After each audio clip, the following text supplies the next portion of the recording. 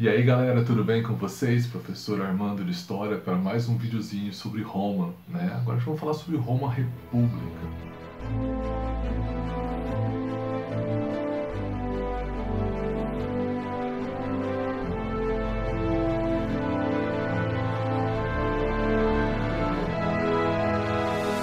Vamos falar aquele período que poderia ser a democracia romana, mas que a gente sabe que tivemos outras movimentações. Mas vai ser um momento também que vai mostrar um pouco que a população tem voz, a população pode fazer alguma coisa por suas vontades ou para suas necessidades. A aula de hoje é metade do pensamento da história total de Roma, com uma abordagem mais política e social. Vamos lá, galerinha, começar essa aula. Por favor, para ajudar o canal a crescer, para a gente conseguir atingir o maior número de alunos possíveis, para que a gente faça esse projeto funcionar, se inscreva aí no canal, deixa o teu dedinho ali, ó, dá um like, ativa o sininho para saber toda vez que tiver uma aula nova, diferente, para que a gente consiga ter a certeza de estar no melhor caminho nas nossas aulas. Na aula passada a gente terminou falando sobre o final da monarquia romana, contamos os mitos, as lendas, todas as ações que aconteceram para chegar a esse momento. E hoje a gente vai começar falando como é a formação política do período republicano. O período republicano romano tem como base o Senado. O que seria o Senado? O Senado seria um órgão, seria um grupo de pessoas, de patrícios, né, da grande elite patrícia, que se reúne, claro, com os mais velhos, para poder organizar e administrar Roma. Esse grupo vai ter a função de elaborar leis, cuidar de questões financeiras, religiosas, administrativas. Ela vai ser, ao mesmo tempo, poder administrativo e legislativo. E vai regulamentar ali o judiciário. Só que esse pessoal, esses senadores, eles não vão ter em suas mãos ou competência ou trabalho de poder fazer tudo sozinhos. Então eles vão ter que delegar funções. Eles vão criar ali o que a gente vai chamar de cargos políticos ou públicos. Como que era essa estrutura? A gente tinha ali os magistrados, que é o poder executivo, né, e o Senado que cuidava do legislativo. Então os magistrados, tínhamos os cônsules, que eram 2 eleitos anualmente, todo ano mudava. Um precisava ser um cara mais administrativo e um outro seria o cara mais voltado ao período de guerra, mais ou menos aos moldes do que acontecia na Grécia. Um grande general, para conseguir uma guerra, ele ia comandar o exército para defender. E teríamos também o administrativo, que cuidaria de toda a função de cuidados da cidade romana, de administrar dinheiros, proteção, tudo que havia necessidade administrativa. Depois, abaixo deles, tínhamos os pretores, que eram responsáveis pela justiça, cuidavam da segurança das cidades e fazer as leis acontecerem. Depois, abaixo, tínhamos os censores. Quem eram os censores? Eram os que cuidavam do censo da população. Eles que tinham a noção de quantas pessoas existiam na cidade de Roma, qual era a sua renda, e assim eles conseguiam organizar as cobranças de impostos. Por quê? Porque eles tinham que saber o seguinte: os plebeus que moravam muito distante do centro de Roma era com certeza o pessoal mais pobre. Então não dava para cobrar para eles o mesmo valor de imposto que era cobrado das pessoas que moravam perto do grande centro romano. Então eles regulamentavam e tinham uma noção. É mais ou menos o que o IBGE faz para a gente hoje. Claro que o IBGE tem uma amplitude maior de ação com as informações que eles recolhem. Abaixo dos censores a gente tinha os Edes. Quem eram os Edes? Os Edes eram que cuidavam da parte de estrutura pública. Eles faziam a conservação das ruas, dos prédios, eles ajudavam na ideia de cuidados na parte de social, construção de aquedutos, melhoria de estradas. Então os Edes eles colocavam a mão na massa na cidade romana. Tínhamos também os questores, que cuidavam da parte financeira, da parte do dinheiro que era recolhido dos impostos, eles que delegavam ali o dinheiro para onde ia, para manutenção, construção, pagamento, eles que cuidavam da questão financeira. Em alguns momentos de crise, tínhamos o que a gente chamava de ditadores. Quem eram os ditadores? Os ditadores eram aqueles que faziam as leis serem seguidas de forma rígida. Aqueles que tinham uma função de alguns momentos, quando a população se revoltava ou quando questionava o poder do Senado, aqueles que faziam as coisas acontecerem. Os ditadores tinham um prazo curto no poder. Geralmente eles ficavam ali 6 meses no poder, até no máximo estourando aí, chorando 1 ano, tá bom? Era só conter alguma ação popular ou conter algum problema de cunho econômico, social. Bom, Roma passou por aquele período todo de transformação, viemos o Senado e tal, e a população, e a plebe? A plebe continua sendo marginalizada, colocada à margem da sociedade. Não tinha participações políticas, né? Não tinha como se alterar ali na pirâmide social. Quando tinha um conflito, uma conquista, uma expansão territorial, eles eram a linha de frente da batalha, mas não ganhavam grandes quantias por isso, às vezes não ganhavam nada, iam para o único prazer de lutar pela cidade de Roma. Então começa-se ali um certo insatisfação popular. Eu costumo dizer, gente, que a população, em todos os períodos da história, ela é bem paciente em alguns momentos. Ela aguenta muitos problemas, ela vai recuando, dando passos para trás, chegando até um local que ela não consegue mais regredir. Quando ela não consegue, quando ela caminha para frente, lutando pelos seus direitos. E os plebeus vão fazer esse tipo de coisa. Eles vão começar a entender que para melhorar a vida deles, eles têm que ter participações políticas. E vão começar a exigir as participações políticas. E aí, para poder demonstrar para os patrícios que era necessário dar essa participação política, em 494 a.C., os plebeus vão organizar ali um exército, uma espécie de uma milícia, para forçar ou demonstrar sua força perante o Senado, para assim conseguir direitos políticos e outros direitos sociais que eles precisavam. Vai ser tão marcante isso que eles vão fazer algumas vezes algumas paralisações, não vão trabalhar, não vão se negar a entregar o seu produto como artesão, vai fazer faltar na casa do patrício, no bolso do patrício, para ele conseguir adquirir seus direitos. E aí vai ter, caso os patrícios enviem o exército contra eles, eles vão ter uma chance de defesa. É tão marcante isso que eles vão conseguir criar uma representação política, que vai ser o tribuno da plebe. O que é isso? Vai ser como se fosse um mini senado, uma mini organizaçãozinha, onde os plebeus podem se reunir. E nessas reuniões eles podiam criar ali ideias de projetos de leis e vetar algumas leis que o Senado autorizava a passar pelo crivo deles, passar pela autorização deles. Então eles começam ali pensar em o que é a política. Só que tudo que o Senado faz, que os patrícios fazem, é só mascarado, entendeu? Dou alguma coisa, mas não sei se eu estou dando aquilo que eles querem. Ou melhor, sei, escondo um pouco. Todos os projetos de leis que os plebeus criavam ali no tribuno eram enviados para o Senado e quase sempre era negado. Por quê? Porque favorece os plebeus possivelmente ganhariam algum status social, poder ter uma melhoria de vida, redução de impostos, e não é o que os caras queriam. E por causa disso vai continuar aí algumas reivindicações que vão ser adquiridas aos poucos. Por exemplo, em 450 a.C. vai surgir a Lei das 12 Tábuas. O que é isso? A partir daquele momento, as leis em Roma têm que ser escritas. Por quê? Para não serem mudadas.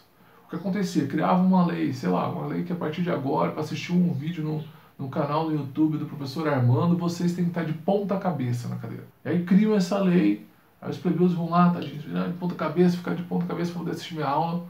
E os patrícios não, ficam todos sentados normais. Aí os plebeus vão lá e reclamam e falam, mas por que eles não estão fazendo conforme a lei? Aí os patrícios, então, porque para os patrícios essa lei não vale. Eles mudavam a lei conforme a vontade e a necessidade. Então, para isso não acontecer, escrita, tá lá. E tinha que ser teoricamente para todos. É claro que não havia uma fiscalização em cima dos patrícios, não havia aí um olhar diferente para eles. Depois de 367 a.C. vai ser criado a Lei Licinas. O que é isso? Toda conquista, toda guerra, toda ação militar tinha que ter uma participação, uma partilha com os plebeus. Os plebeus tinham que ter um ganho em algumas disputas. E outra, tinha que haver aí uma proximidade entre o cônsul e o plebeu. Tem que ter um cônsul e plebeu ali, uma pessoa para representá-los perante o Senado. Tudo isso englobado numa lei. Temos a lei da Calunéia, que vai agora permitir o casamento entre classes. Plebeus podem casar com patrícios, desde que haja o amor verdadeiro.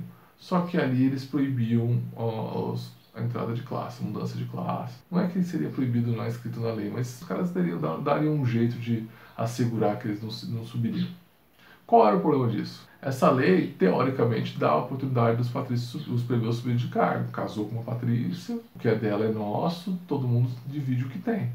Só que tem que ter autorização dos pais. E aí os pais, né, deu a lei, mas os pais evitavam, não deixavam esse casamento acontecer.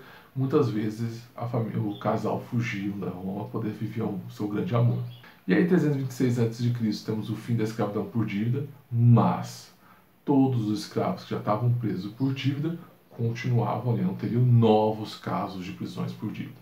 Então, a partir daquele momento, as pessoas teriam a oportunidade de pagar sua dívida com um prazo maior, ou pagando com bens e outras alternativas. Poderia ser preso, pagar por meio de trabalho, mas não escravo, temporário, se daria algum outro jeito. Em 287 a.C., vai ter a lei das hortênsias. O que é a lei das hortênsias? Que é uma ideia seguinte: os plebeus não querem que tudo que eles fazem no tribunal da plebe tem que ser validado pelo Senado. Tem que ser feito por um plebiscito. A plebe tem que votar. A palavra plebiscito vem daí até. A plebe tem que participar da política. E essa lei vai gerar um choque inicialmente, antes da criação dela, que eles querem uma participação dos plebeus. Eles vão se retirar de Roma, fazer uma organização para enfrentar os domínios políticos e econômicos de Roma. E aí criou essa lei que eles podem ter uma participação maior de voto, de plebiscito em algumas decisões. Junto com isso, Roma continua seus pensamentos de expansão econômica, expansão política e também territorial. Ela vai ser dividida em fases. A primeira fase, que vai do século V ao século III a.C., é a ideia de uma expansão ali na Península Itálica, na Bota, né?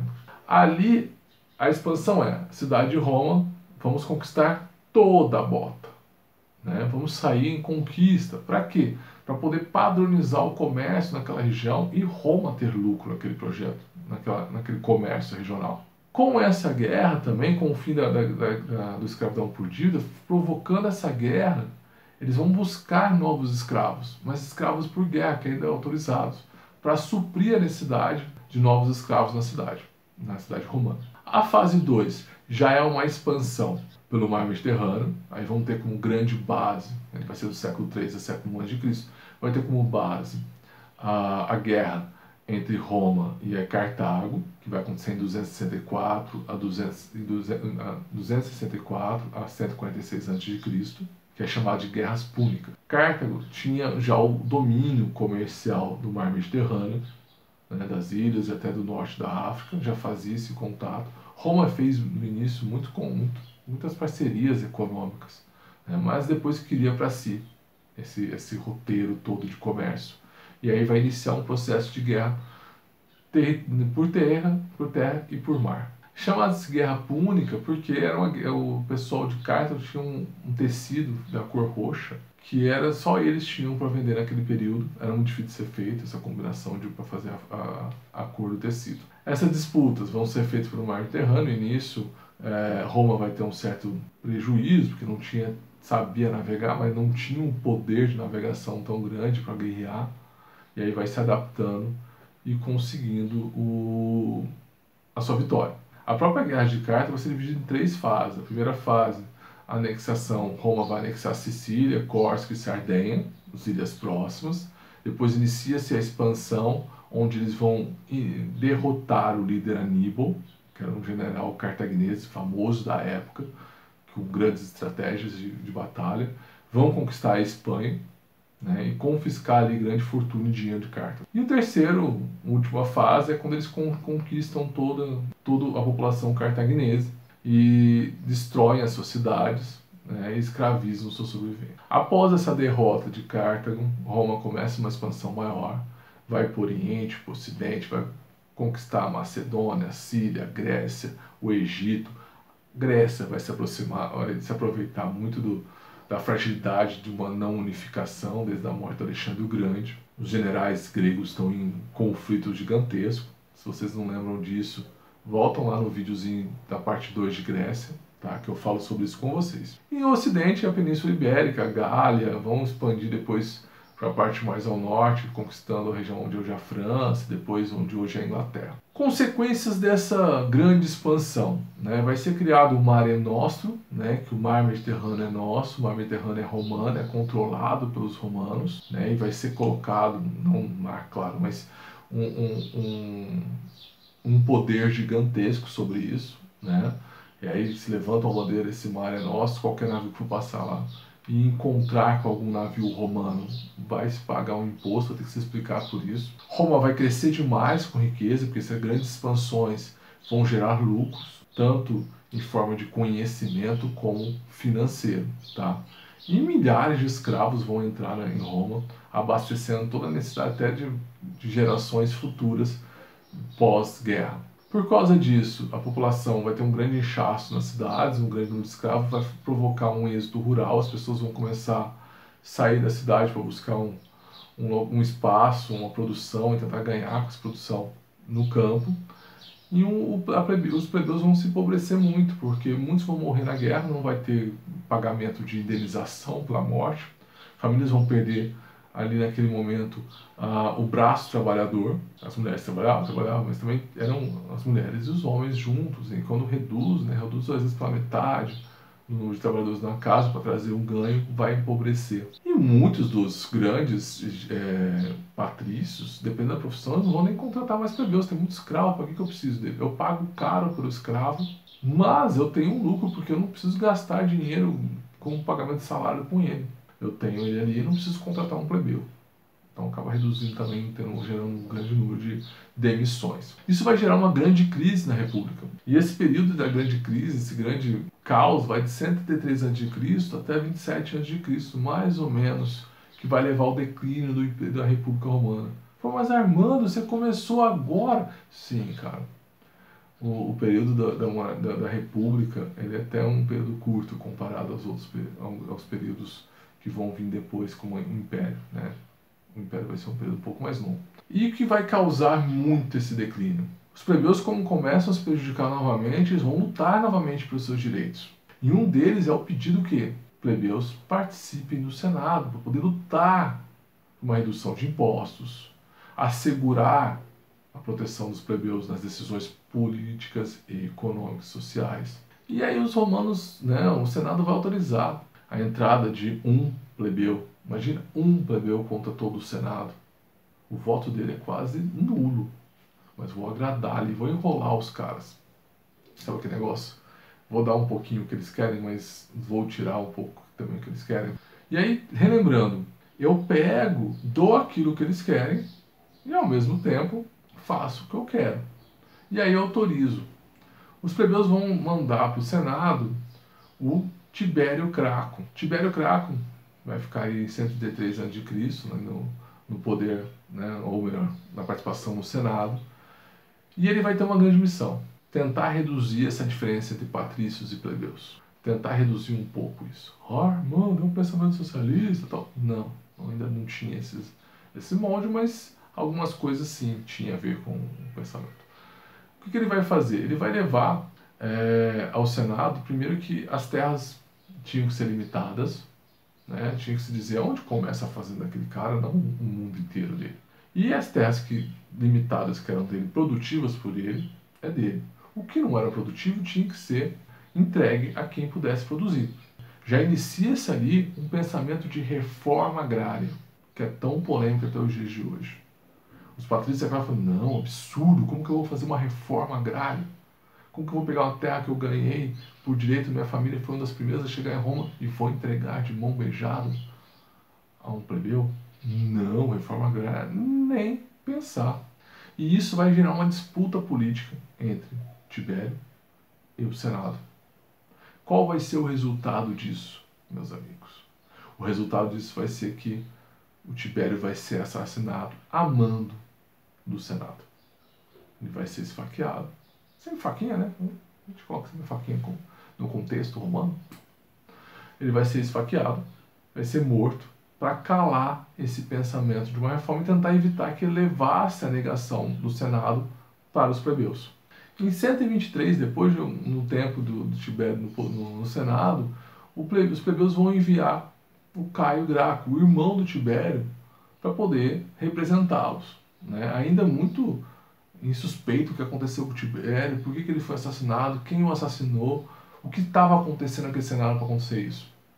E o Caio vai com essa missão de investigar um pouco o que aconteceu com seu irmão e lutar pelos plebeus como seu irmão fez. Assim que ele chega no Senado, ele descobre que o último projeto do irmão era a reforma agrária e ele vai recolocar esse projeto em discussão vai colocar novamente a ideia de segurar o avanço dos grandes latifúndios com terras não improdutivas daquele período e limitar essas terras e o que não for utilizado, repassar para os plebeus poderem ter terras. Lembrando, meus amigos, que quem tem terra tem poder. Se os plebeus começassem a ter terras, às vezes maiores, né, grandes fazendas, eles poderiam ascender à sociedade, eles poderiam chegar à classe de patrício, ou ficar bem perto daquilo, não é o que eles queriam. E novamente eles vão questionar, vão se impor com aquilo, e aí começam a fazer várias ações contrárias ao Caio, várias ameaças, e isso vai levar a uma das coisas mais misteriosas do mundo ainda. Ele cometeu suicídio, Caio. Mas um suicídio muito envolto a coisas complicadas. Ele vai se enforcar no momento que ele estava lutando por uma situação. E aí alguns teóricos historiadores dizem que, na verdade, ele foi enforcado pelo próprio Senado, que fez parecer um suicídio, para o Senado não ser questionado quanto a isso. Então, a participação dos plebeus, sempre quando era de imposição no Senado, o resultado era sempre negativo, era sempre o desaparecimento e a morte dessas pessoas. Por causa disso, a população romana vai se dignar muito. 2 representantes mortos, nada do que foi pedido retornou em positivo, né? Sempre sendo negados, e a população começa a se revoltar.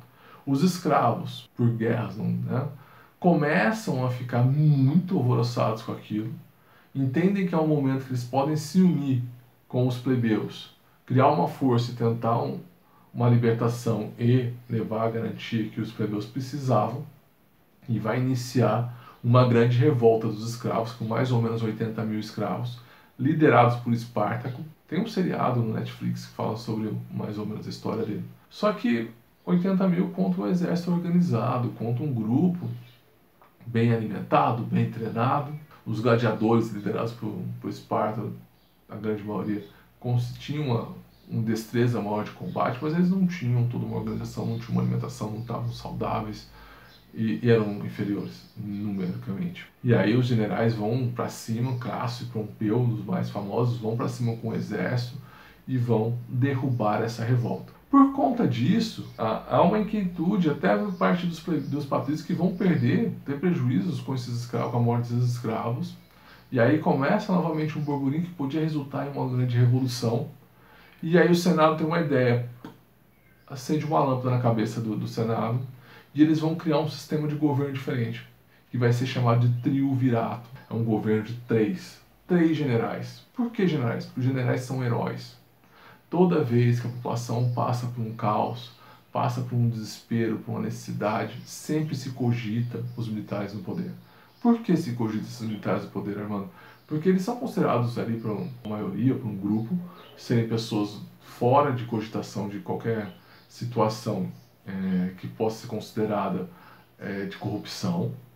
Eles também não são ligados muito a ações que não sejam de pensamento de proteção territorial, de proteção da população. Então, quando grupos que se sentem muito mal com o que está acontecendo na política, eles sempre eles apelam sempre para um pensamento de um militar no poder, porque eles trariam a ordem, trariam o respeito, as pessoas teriam eles como heróis, e assim o governo poderia ter um progresso. Aqui não estou discutindo se é correto, não estou discutindo o porquê as pessoas chegam a esse pensamento e essa vontade dos militares, que também não são todos de um país. Então, para poder acalmar a população, os seus grandes heróis são os militares, que lutaram, expandiram territórios, são os mais famosos e tudo, vai ser colocado eles no poder para acalmar tanto os plebeus quanto os patrícios e demonstrarem nessa situação que vai tentar uma ação de normalização, não vai ser uma igualdade social, mas vai tentar trazer direitos para um e direitos para outros. Mas sempre que tiver algum problema, o exército está ali com força para reprimir e trazer a segurança necessária para o país, ou para Roma. O primeiro triunvirato vai ser composto por Crasso, Pompeu e Júlio César. Crasso e Pompeu, heróis para a contenção ali da revolta escrava, e Júlio César é super famoso na parte de expansão territorial. Só que acontece o seguinte, general quando entra no poder, eles têm uma grande dificuldade de dividir o seu pensamento, porque o cara ele foi treinado e habituado a comandar. Ele tem sua linha de raciocínio que ele quer seguir, ele acha correto para atingir seus objetivos. Quando se coloca 3, cada um vai ter essa ideia diferente. E isso vai ser um grande caos. Porque Pompeu vai até criar uma região, uma cidade de Pompeia, de sua homenagem. Ele vai entender que ele é o único que pode fazer o bem para Roma. E que dividir seu poder não o capacita a ter as decisões unânimes para chegar àquilo que ele quer. E aí ele vai tentar um golpe de Estado. O que seria esse golpe de Estado? Ele vai agir contra Crasso, matar Crasso e tentar assumir o governo. Júlio César, que tinha um exército grande, tinha uma devoção da população muito maior, vai evitar essa ação de Pompeu, vai perseguir o Pompeu quando ele vai em direção a Roma, vai entrar em Roma para assumir o poder, tomar o poder de tudo.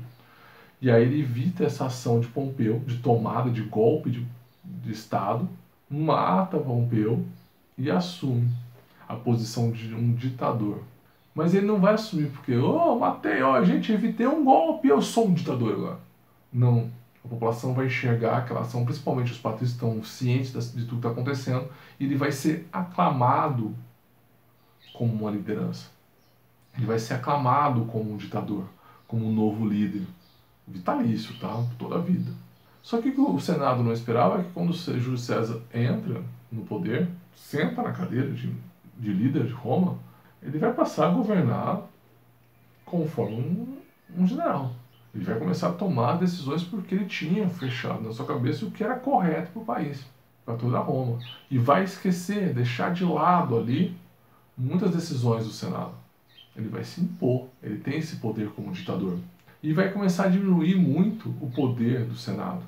Ele vai limitar o Senado à ideia de conselheiros do governo. Criar algumas leis, mas a administração, a condução vai ser dele. E o Senado vai ficar muito bravo com isso. E aí o Senado vai fazer o quê? Vai organizar um assassinato.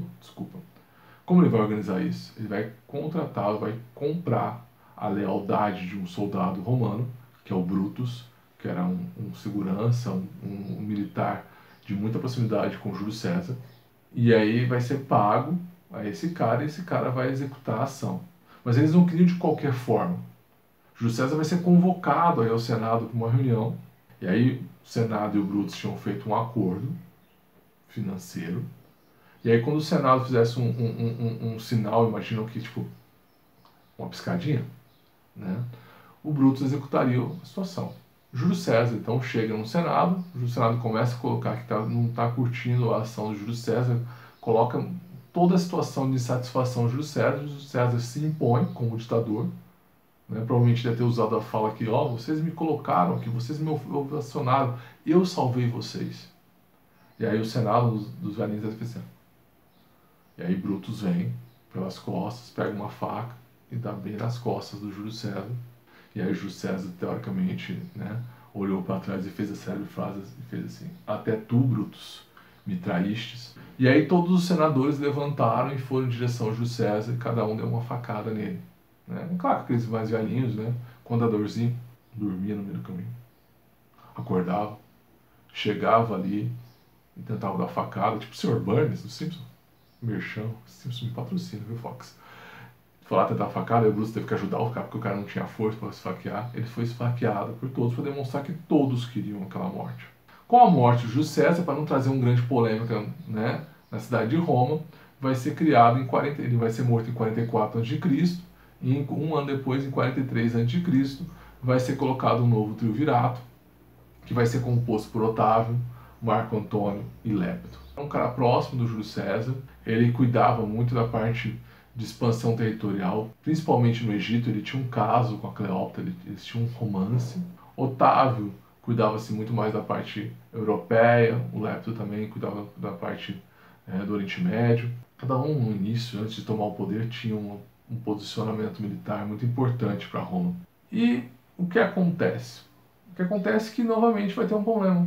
Novamente vamos ter um problema. Mais uma vez, os generais vão ter um embate entre eles, porque eles não concordavam com ter que dividir funções e organizações de Roma. E aí, Otávio inicia-se uma ideia de manter-se no poder e trazer todos os poderes para ele. Ele vai iniciar um processo de tomada do poder, assim como Pompeu tentou e que Júlio César conseguiu a sua ação. O que ele vai fazer? Ele vai eliminar o Marco Antônio. Marco Antônio ele convoca para vir do Egito, estava lá tendo uns dias de romance com Cleópatra e tal, tinha aquele negócio todo. Cleópatra leva o Marco Antônio até Roma, né? Depois ela volta para o Egito. O Marco Antônio vai se encontrar com o Otávio, e Otávio, junto com Lepto, vão assassinar Marco Antônio. Cleópatra fica sabendo disso, um tempo depois, fica revoltada, não pode tomar uma atitude, aquele negócio todo, seu grande amor morreu. Ah, não, Marco Antônio, não! Né? Aquele negócio, tipo, no dia da despedida, um ficou assim, ai, dá tchau primeiro você, ai, manda uma coruja, ai, você primeiro, ai, eu te amo. Eles tinham um grande amor. E aí Cleópatra, por causa disso, entra em uma depressão, não pode tomar uma atitude contrária a Roma para vingar seu grande amor, e ela comete suicídio. Que aí o pessoal fala da cobra picando nos seios. E em Roma, Otávio, depois de matar Júlio César, mata Lepto e toma o poder de Roma. Só que Otávio não era bobo. Ele viu o que aconteceu com Júlio César. E aí ele vai até o Senado e diz ao Senado, Senador, não deu certo o triunvirato. Quem manda aqui sou eu, Cristiano Ronaldo. Quem manda aqui sou eu. E eu tenho o seguinte, eu sei o que vocês fizeram com o Júlio César. E eu já falei com meus generais. Eu já falei com meus soldados. E eles vão ficar de olho em vocês. Tudo que vocês prometeram, eu prometo em dobro para eles. E eles são fiéis a mim. Aí o Senado deve ter feito assim, putz, mais um. E agora? Tamo velho, não dá mais pra ficar correndo atrás de matar gente. Ah, tá bom, Otávio. Faz o que você quiser. Desde que você deixe a gente cuidar da parte legislativa. Tranquilo? Tranquilo. Ficaram no acordo. Firmaram um acordo. Otávio vai ser colocado como imperador de Roma e vai ganhar o título de César Augusto Príncipes, grande protetor de Roma, né? E assim acaba a República e inicia-se o período de Império. Galerinha, gostou da aula? Espero que tenham gostado. Se vocês gostaram, por favor, deixa um like aí pra gente ter uma noção como está o andamento do canal, compartilhe com seus amigos, se inscrevam, ajuda esse canal a crescer mais e mais, porque eu quero atingir o maior número de alunos possíveis e ajudá-los no estudo. Tranquilo? Muito obrigado. A próxima aula vai ser sobre Roma Império. Tranquilão? Restou alguma dúvida? Tristeza, mutações, dores do corpo, amores não correspondidos, sono, fome? Não? Muito obrigado e um beijo a vocês. Tchau, tchau.